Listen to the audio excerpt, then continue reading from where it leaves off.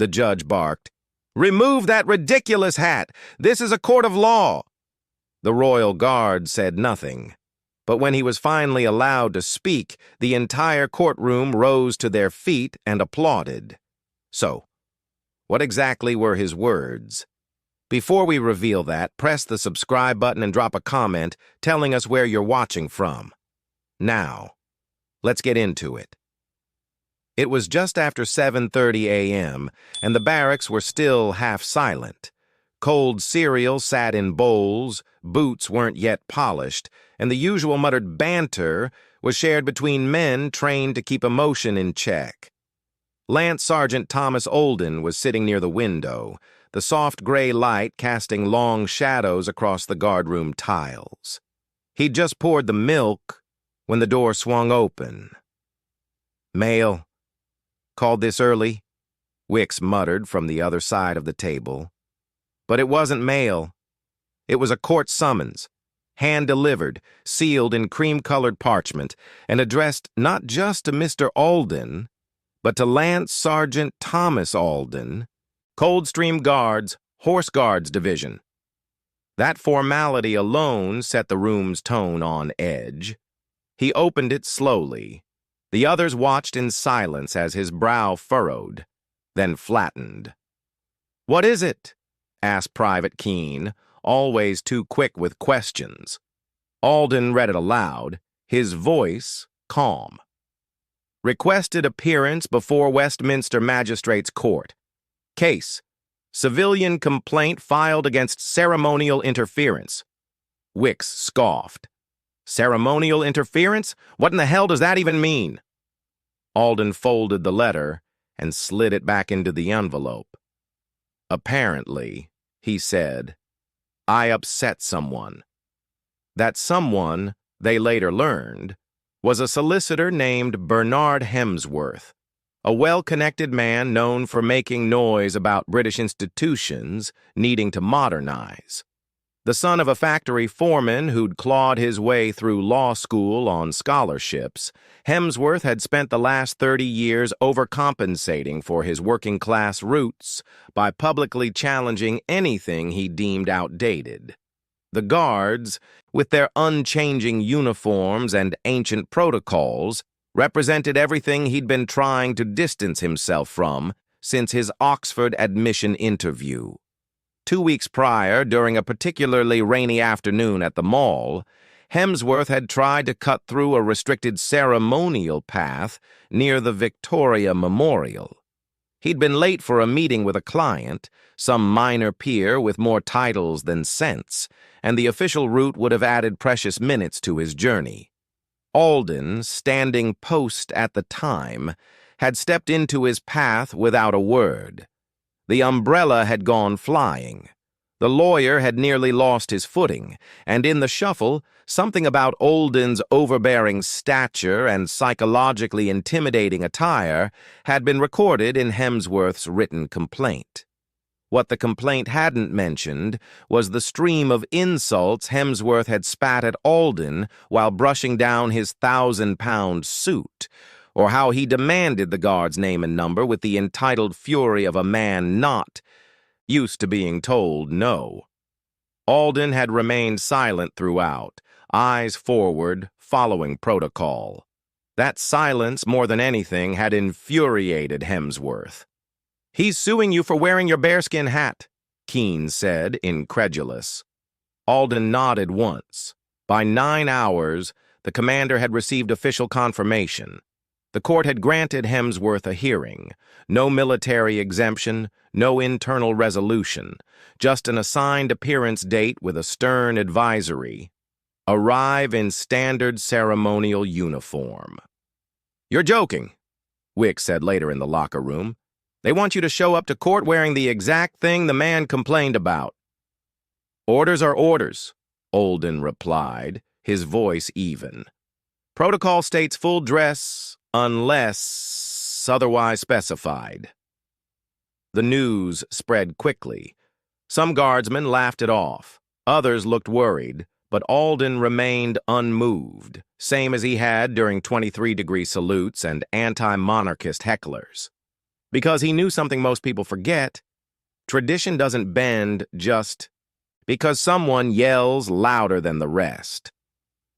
The morning of the hearing, Alden woke at 5 hours, as he had every day for the past 7 years.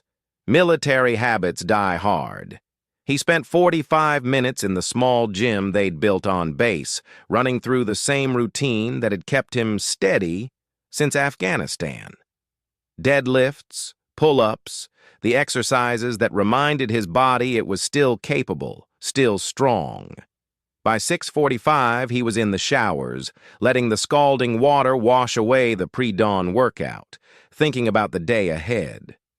Some of his fellow guards had offered to come with him to court. Moral support, they'd called it, but Alden had declined. This was something he needed to do alone. Rain pelted against the barracks windows, but by 9 hours, it had cleared to a dull, gray overcast, the kind of London weather that makes everything look like an old photograph.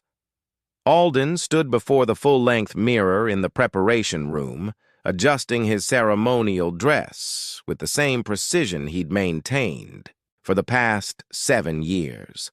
Scarlet tunic pressed to parade perfection, white leather belts snug at the waist, gloves tight, spotless, boots mirror-shined to the point where they reflected the harsh fluorescent lights above.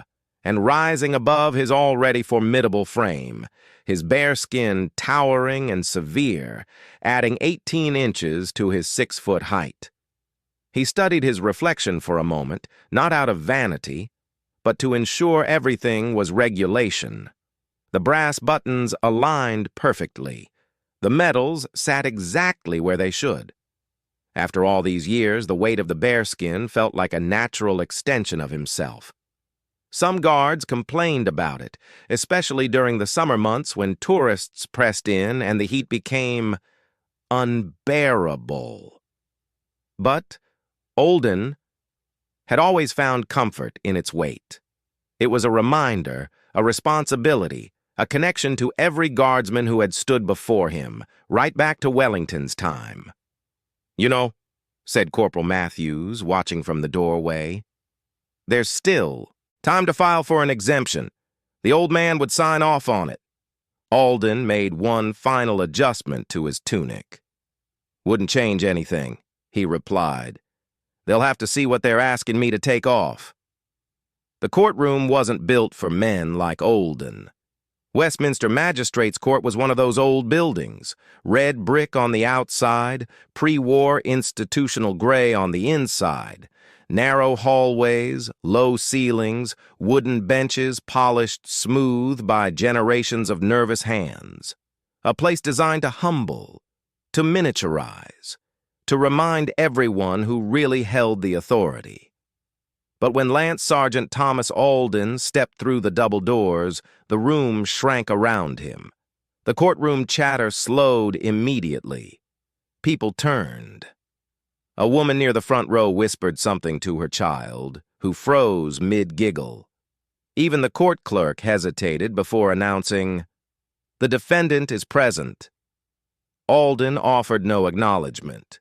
He walked with exact, measured steps, each one echoing across the parquet floor.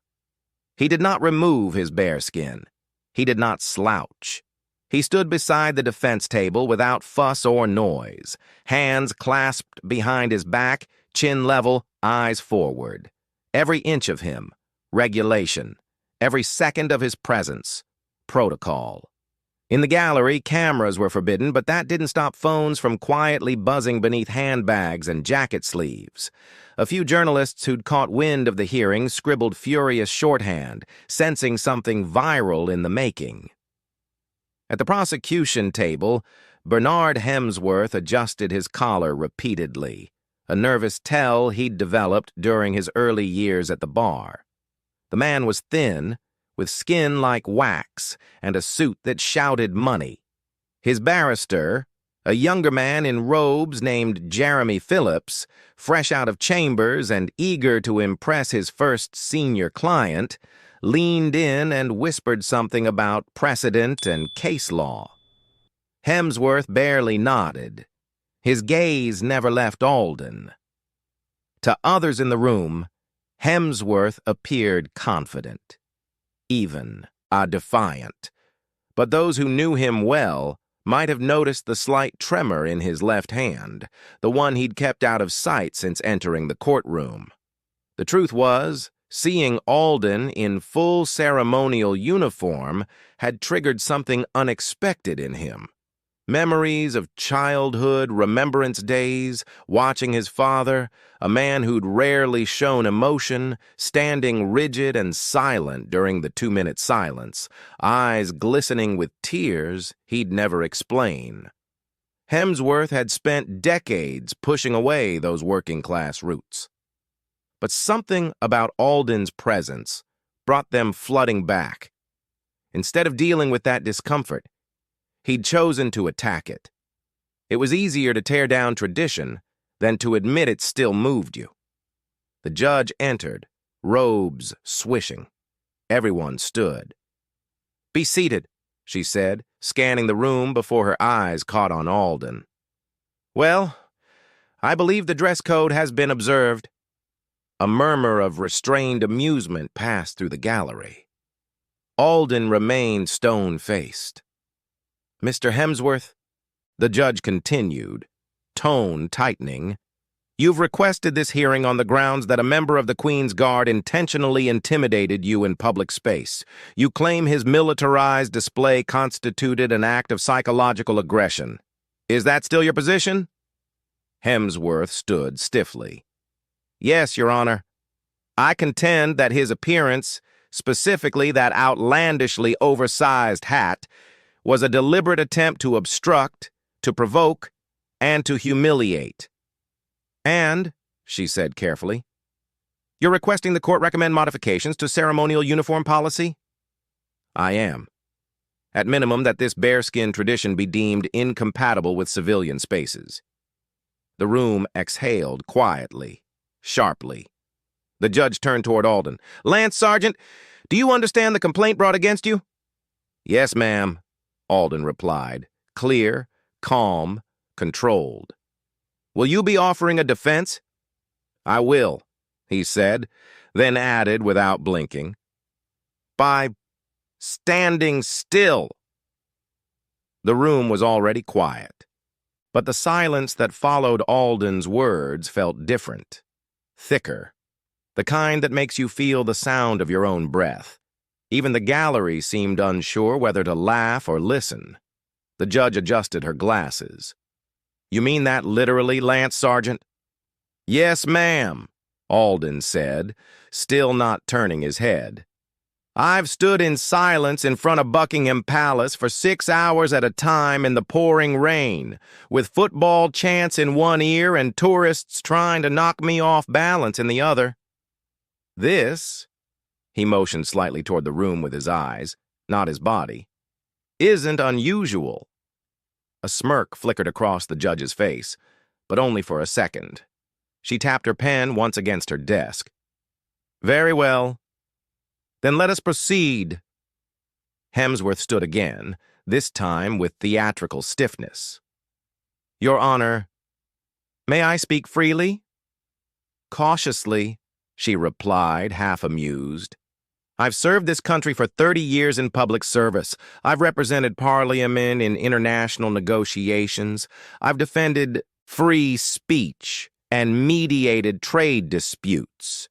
And yet today, I walked into this courtroom and felt small in the presence of a costume." He turned to Alden, gesturing as if delivering a lecture to a classroom. "That bearskin you wear is an antique relic. It obstructs visibility. It inflates presence. It's designed to make civilians feel inferior. And in civilian space, especially a court of law, that's not tradition. That's intimidation." Alden didn't flinch, didn't respond. Hemsworth scoffed. "See? This is exactly the behavior I'm referring to. The mask of stillness, the emotional manipulation. It's military theater. And frankly, Your Honor, I find it contemptuous of this court." The judge leaned back in her chair, steepling her fingers. "You find the uniform itself contemptuous?" "I do." The judge turned back to Alden. "Lance Sergeant, do you wear that uniform by choice?" "No, ma'am," Alden replied. "I wear it because it represents those who came before me and those who didn't come home." Something shifted in the room. The gallery stirred. The older spectators, the veterans, the history teachers, the woman with a poppy pinned to her scarf sat a little straighter. It was as if Alden's words had opened a door that had been locked, and suddenly everyone remembered why men like him stood in uniform in the first place. The judge eyed Hemsworth. "You're accusing this man of psychological manipulation by wearing the uniform he is duty-bound to wear." Hemsworth straightened his tie. "I am," the judge said sharply. "But let me remind the court we are not in a theater. We are in a building older than half the laws on our books. And in this space, if anything, the sight of discipline and order is not a threat. It is a reminder." She leaned forward, her voice carrying new weight. "And I, for one, am not in the business of asking soldiers to apologize for standing straight." Behind that impassive exterior, behind the ceremonial stillness that had become his armor, Alden felt memories stirring, uninvited and unwelcome. They always came when the room got too quiet, when people started asking why he stood like a statue or what made a man wear a hat that heavy in August. Kandahar, 2010. It was 48 degrees in the shade. The air inside the armored vehicle was thick with diesel fumes, blood, and fear. Private Marcus Alden, 19, barely through basic, was pressed between sandbags and a trembling signaler who wouldn't stop whispering his mother's name. "Stay still," the sergeant had hissed over comms. "If they think the vehicle's dead, they might pass us." So Alden did. He didn't breathe too loud, didn't twitch, didn't flinch when the grenade detonated 10 feet from the hull and showered them in dirt and shrapnel. He stayed frozen in that position for almost 45 minutes, legs cramping, back seizing, fingers going numb from clenching his weapon too tightly. That wasn't discipline for show. That was survival. They called it ghost posture. Sitting so still, you weren't a soldier anymore. You were part of the wreckage. Later, when they cleared the compound and counted the bodies, the commanding officer shook Alden's hand and said, "I've never seen stillness used as a weapon before." People never understood. They thought stillness was weakness, a symptom of compliance, an act. But real stillness, the kind carved into your bones through hours of training and moments of terror, that was a form of strength no courtroom insult could touch. He joined the household division after recovery, transferred to ceremonial duty, not as retirement, but as responsibility, because no one ever talked about what happened after war, how sometimes the only way to stay sane was to find structure, precision, silence. Alden chose the guards not to be looked at, but to keep from looking back. The bearskin wasn't a costume to him. It was armor, tradition, memory. The court clerk called the next witness, and Alden didn't move, didn't react. He simply stood, bearing not just the weight of his uniform, but everything that had come before it. The case being heard that day was small in scale: civil disturbance, trespassing, some minor scuffle in a park. But none of that mattered. Not really. The room wasn't waiting for a verdict. It was waiting for a decision whether Alden would be allowed to continue standing as he was, whether his hat, his duty, belonged in that courtroom. The defendant was mid-testimony, a local activist named Connor Ree, arms folded, gaze drifting toward the press row every few seconds. His solicitor had already attempted to argue the guardsman's presence was intimidating, that it skewed the tone of the court. Intimidating? Alden thought, not without irony. He hadn't spoken a word, hadn't moved. The judge interrupted mid-question, again turning to Alden. "You are not above this court, guardsman. That hat may carry symbolic weight on parade grounds, but it carries none here. Remove it." Alden remained still. The silence that followed was heavier than before. This time it was broken not by the judge, but by a quiet voice from the gallery. "If I may?" A man had risen from the third row. Elderly, distinguished, silver hair, dark blue suit, with an unassuming red and gold regimental pin. Several barristers glanced his way, recognizing the insignia before the face. It was retired Brigadier Simon Hargreaves. The judge narrowed her eyes. "You are not counsel in this matter, sir." "I know, but you are publicly challenging the bearing of a member of the King's Guard, and I believe I may offer clarity as a former commander of the Household Division." A murmur rippled through the courtroom, and the judge hesitated. "You have 30 seconds. Hargreaves walked with precision as he approached the bench. Not dramatic, not rushed, just purposeful. He didn't face the judge immediately. He turned instead to face Alden. "Guardsmen," he said with the kind of authority that never quite leaves a man, "state your regimental post." "Grenadier Guards, 2nd Battalion, attached to ceremonial rotation. Active service until 2012, sir. And your orders today? To stand sentry outside this courtroom during the remand of Crown versus Ree, maintaining full ceremonial uniform and posture as instructed by the barracks commander." Sir Hargreaves nodded once, turned to the judge. "He's not here for show, Your Honor. He's here because some of us believe duty shouldn't end when the uniform leaves the parade ground.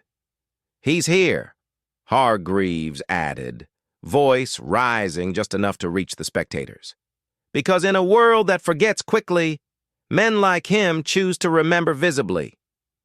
The room was stone silent. Then slowly, people began to rise. First a retired sergeant in the back row, then a young veteran seated beside the clerk. One by one, civilians and soldiers alike stood, not in protest, in respect. Even the defendant looked over, genuinely stunned by the shift. The judge didn't say a word, but she didn't ask Alden to remove his hat again. For a moment, it felt like time itself had stalled. No voices, no shuffling, no murmurs. Just the sound of breath held tight, as if no one wanted to be the first to break whatever spell had fallen over the room. Then it happened. A single solitary clap. It came from the public gallery. A woman in her 60s, seated beside the aisle, eyes brimming with something between pride and memory. She clapped once more, deliberate, firm. Then someone else joined in, then another, and another. In seconds, the courtroom that had moments ago been rigid with protocol had erupted, not into applause, but into recognition. It wasn't cheering. It wasn't celebratory. It was something deeper, something older, a slow-building, reverent ovation that rippled through the chamber like a tide turning back against the shore. Even the court clerk, bound by stricter codes than most, allowed himself a quiet nod, his eyes momentarily lingering on Alden as if seeing him for the first time. Alden didn't move. He couldn't. He wouldn't. But behind that impassive exterior, something in him stirred. Not pride exactly, something heavier. The ache of years spent invisible in a uniform everyone noticed, but few understood. The judge, to her credit, didn't slam the gavel. She didn't bark orders. She simply sat back, watching, perhaps remembering a father or grandfather, perhaps realizing that in all her years of law, she'd never witnessed something quite like this. Brigadier Hargreaves cleared his throat. "With the court's permission, I'll take my seat." The judge gestured silently, eyes still fixed on Alden. A young woman from the press box scribbled furiously into a notepad, her earlier cynicism replaced by something closer to awe. Even the defendant, Ree, leaned forward on the table, elbows resting on worn wood, suddenly more interested in the soldier before him than in his own hearing. When the clapping faded, the judge finally spoke. "Lance Sergeant Alden," she said slowly, deliberately, "you may remain as you are. The court now understands." And just like that, the moment passed. But no one in that room would forget it. Because in a world that asked men like Alden to fade quietly into ceremony, to be seen but not heard, admired but never truly respected, he hadn't raised his voice, hadn't offered a speech, hadn't even moved. He just stood. And somehow it was enough to make the whole room rise to meet him. The black car hummed through the damp London streets like a whisper lost in fog. Rain tapped gently against the windows, blurring the streetlights into soft amber smudges. Inside the rear compartment, Alden sat in full uniform, still wearing the bearskin, the weight of the day settling on his shoulders differently now. He hadn't spoken since leaving the courtroom, but his mind was churning. The sound of that applause, not the perfunctory clapping you hear after ceremonial events, but something deeper, more personal, still echoed in his ears. For 7 years he'd stood at various posts around London watching thousands of people take photos, hearing countless comments. But today was different. Today, people had seen him. Beside him sat Brigadier Hargreaves, posture formal, though the tension in his jaw had eased. The brigadier had slipped into the car wordlessly after the hearing, simply nodding at Alden before settling into his seat. For several minutes, neither man said a word. The driver, ex-Royal Artillery, from the way he adjusted his mirrors and the subtle way he held the wheel, knew better than to interrupt that silence. "You know," Hargreaves finally said, breaking the quiet, "when I commanded the Household Division, I used to worry we were becoming anachronisms, living museums. The world's moving so fast, and there we stood, unchanged." Alden glanced at him, but said nothing. "Today," the brigadier continued, "I realized we're not anachronisms. We're anchors in a world where nothing's permanent, where everything's disposable and forgettable. We're the things that stay, that matter. People need that more than they admit." Somewhere near Trafalgar Square, they hit traffic. A protest. It looked like something about climate change. Young faces pressed against windows, colorful signs wobbling in the air. Alden watched them through the rain-streaked glass, thinking about how different their world was from his, how necessary both worlds were. Finally, Hargreaves cleared his throat.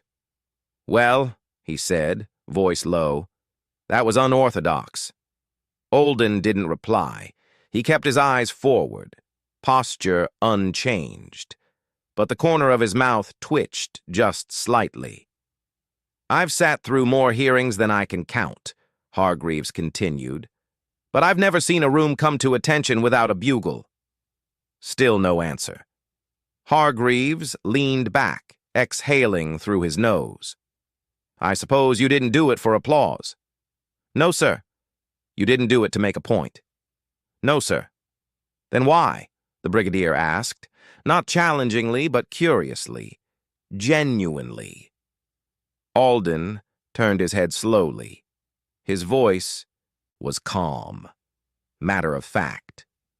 Because if I took it off to please a courtroom, I'd have to take it off in my head too, and I'm not ready to do that. That landed with weight. Hargreaves nodded once slowly. Well said. The rest of the ride passed in a silence that wasn't uncomfortable, but filled with understanding. As the car turned onto Birdcage Walk, approaching Wellington Barracks, Alden finally relaxed his shoulders. Just a fraction. Just enough. The rain had stopped by the time they pulled up to the gate. The clouds were beginning to part above St. James's Park, and pale sunlight glinted off the wet cobblestones. The driver got out and opened the door. Alden stepped down, adjusted his gloves, and turned back to the brigadier. "Permission to resume post, sir?" Hargreaves gave a faint smile. "Granted." Alden walked toward the barracks, not slowly, not proudly, just as he always did. With precision, with silence, with that same weight he'd carried all day. Inside the building, soldiers were gathered around a small TV in the common room. The courtroom footage had somehow made it onto the news already. Some journalist had grabbed a decent angle despite the no-recording rules. The volume was low, but you could see the moment clearly. The spontaneous standing, the applause. Alden remaining perfectly still throughout it all. When Alden entered, the room went quiet. No one clapped, no one joked. But there was something different in their eyes, a mix of respect and curiosity. These men knew Alden, had served alongside him for years, but today they'd seen something else. Not the quiet guard who always took the extra shift, not the man who helped others with their kit preparation without being asked, but the living embodiment of what they all represented. Private Keen, the same one who'd asked too many questions that morning, looked up from where he'd been pretending to read a magazine. "Mate," he said simply. It wasn't much, but from Keen, it was everything. One of the younger guards, a fresh-faced recruit named Foster, who still looked 12 in civilian clothes, stepped aside and offered Alden the best seat in the room. The worn leather chair everyone fought over during evening downtime, positioned perfectly for TV viewing. Alden nodded his thanks. He didn't take the seat. Instead, he moved to the window, looking out at the grounds where other guards were practicing drill movements in the fading daylight. Their precision was beautiful. Every movement synchronized, every step measured. This was what he'd defended today, not just in court, but in that entire strange, charged moment when the room had risen to its feet. Lance Sergeant Foster ventured, "You're bearskin, sir. Don't you want to—" Alden met his eyes in the window's reflection. "Not yet, lad. Not quite yet." He stood there, still in full uniform, watching his brothers practice the ancient routines that would never grow old. The weight of history and tradition sitting comfortably on his head like it always had. Only now he carried the weight of something more, the knowledge that sometimes standing still was the most powerful thing you could do. Would you have removed the hat just to avoid judgment? Or would you have stood tall, knowing exactly what that uniform means, even if the whole room misunderstood you? Let us know in the comments. We read every single one. If this story gave you a new respect for the Royal Guard and the discipline they carry, not just on parade, but in principle, hit that like button. It helps more than you know. Make sure you're subscribed and press the bell icon so you never miss one of our daily uploads. And if you know someone who thinks ceremonial soldiers are just for show, send them this video. Let them see what duty really looks like under pressure. Our other Royal Guard stories are popping up on your screen now. Check those out next. And we'll see you tomorrow, same time, with another story that proves silence isn't weakness. It's conviction.